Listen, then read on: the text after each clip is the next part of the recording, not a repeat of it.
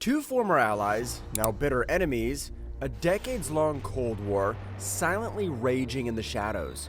Can we prevent this Cold War from turning hot? Or are we witnessing the opening moves of the next great conflict?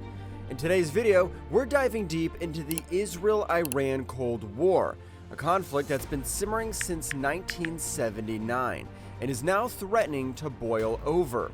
Before 1979, Israel and Iran were unlikely allies, collaborating economically and militarily under the Shah's regime. However, the Iranian Islamic Revolution changed everything. Iran's new Islamic Republic under Ayatollah Khomeini refined its foreign policy, turning Israel from an ally into its most formidable enemy.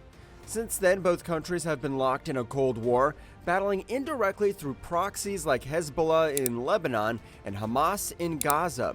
Iran, backed by Shia militias, has constantly sought to challenge Israel's existence, while Israel has tirelessly worked to diplomatically isolate Iran and cripple its nuclear ambitions. But in the last few years, this Cold War has become much more evident. Missile strikes on Israeli soil, assassinations of Iranian leaders, and covert operations have brought the two nations closer to a full-scale confrontation. With tensions rising and no clear resolution in sight, the world now watches anxiously as this decades-long Cold War threatens to turn into an open conflict. Could we be witnessing the start of a conflict that could reshape not just the Middle East, but the world? Since the 1980s, the Israel-Iran rivalry has evolved into a multi-layered conflict far beyond just two nations. It now encompasses a complex network of alliances, proxy wars, and covert operations that has made the Middle East one of the most volatile regions in the world. Central to this conflict is Iran's Axis of Resistance, a coalition of groups aligned with Iran's ideological and strategic goals. This includes Hezbollah in Lebanon, Hamas and Islamic Jihad in Gaza, and various Shia militias in Iraq and Syria. Iran sees these groups as extensions of its power, providing them with financial aid, military training, and weaponry. For instance, Iran is estimated to provide up to $100 million annually to groups like Hamas and Islamic Jihad, reinforcing their capacity to challenge Israel. On the other hand, Israel relies on its oldest and most powerful ally, the United States. The U.S. has provided Israel with $3.8 billion annually in military aid, a figure that underscores the strategic partnership between the two nations. This alliance has enabled Israel to maintain its military edge, especially through air defense systems like the Iron Dome, which has intercepted thousands of rockets fired from Iranian-backed groups in Gaza and Lebanon. At the heart of these complex alliances lies the Israel-Palestine conflict, where Iran plays a significant role as a staunch supporter for the Palestinian cause. Since the Islamic Revolution, Iran has funded and armed groups like Hamas and Islamic Jihad, viewing the Palestinian struggle as a critical component of its anti-Israel resistance. The current conflict between Israel and Hamas, therefore, is not just about Gaza. It's a reflection of the broader Israel-Iran proxy war. In Syria, the conflict is just as intense. Since the outbreak of the Syrian civil war, Iran has worked to entrench its influence, backing the Assad regime with troops, militias, and advisors.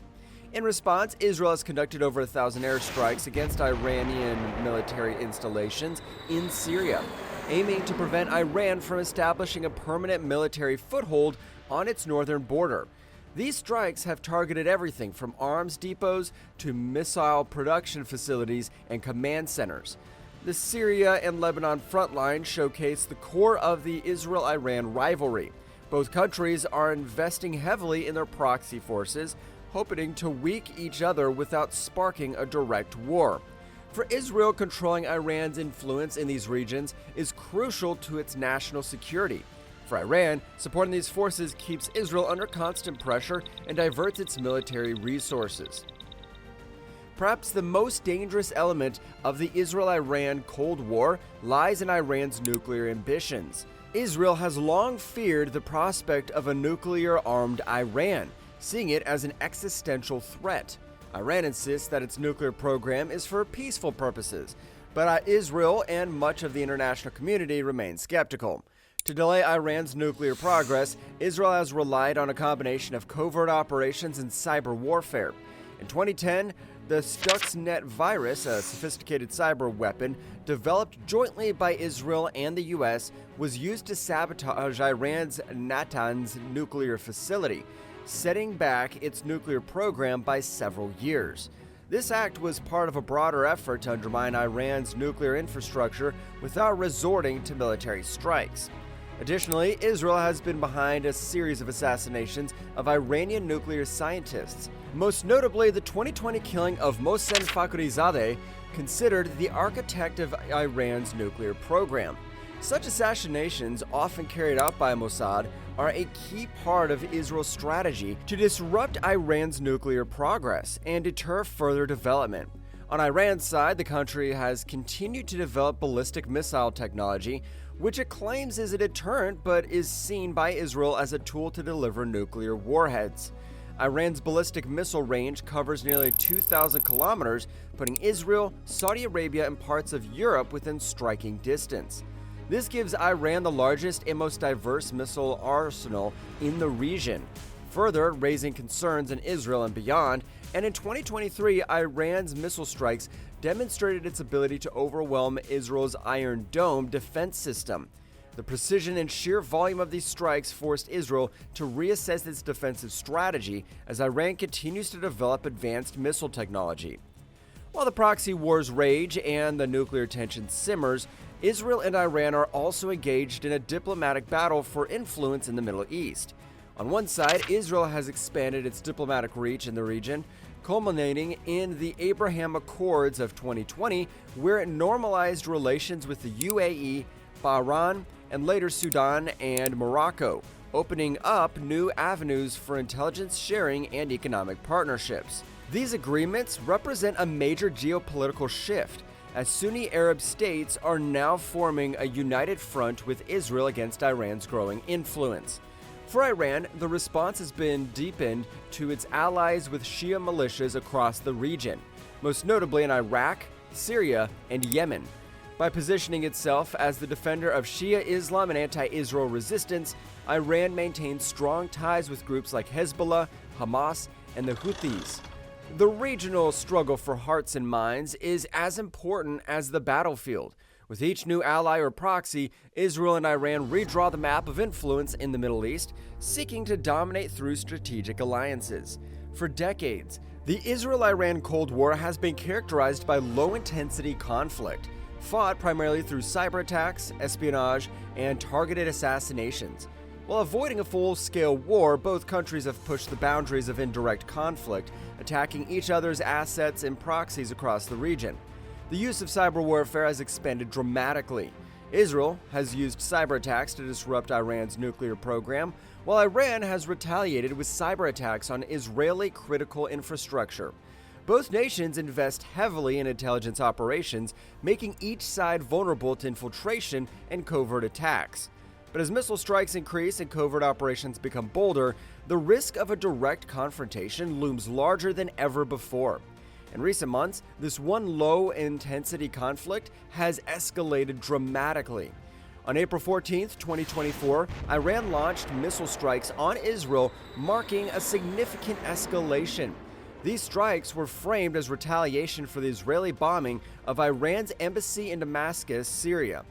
Though Israel's air defense systems, including the Iron Dome, intercepted many of the missiles, it highlighted the increasing risk of the conflict spilling over beyond Gaza. Just 4 days later, Israel responded with airstrikes on Iranian targets, though these were more limited in scope. The tit-for-tat exchange intensified as both countries edged closer to direct conflict. As the war in Gaza escalated, so did the stakes between Israel and Iran. In a dramatic move, Israel assassinated Ismail Haniyeh, a key Hamas leader, in one of its boldest actions in recent history, striking deep inside Tehran. This escalation dramatically intensified the confrontation between Israel and Iran, signaling the shift from indirect to more direct conflict. Meanwhile, Israel has also expanded its efforts to target Hezbollah, Iran's key ally in Lebanon. Utilizing covert pager attacks followed by a direct military intervention in Lebanon, Israel succeeded in killing several Hezbollah leaders. In response, Hezbollah launched over 150 missiles within a 24-hour period, marking the most intense bombardment since the 2006 Lebanon war. This demonstrated Hezbollah's growing missile capabilities and increased the likelihood of a full-scale conflict. Hezbollah, deeply embedded in Iran's axis of resistance, responded by launching a new barrage of ballistic missiles into Israel. These acts raise the question, is the Cold War between Israel and Iran on the verge of becoming hot? With both nations entangled in proxy wars, nuclear tensions, and direct attacks, the prospect of a full-scale war grows more likely. Such a war could potentially involve players beyond the Middle East, such as the United States, Russia, and China. What role do you think these states could play in de-escalating the situation? Is it possible to avoid an all-out war in the Middle East? Let us know in the comments below.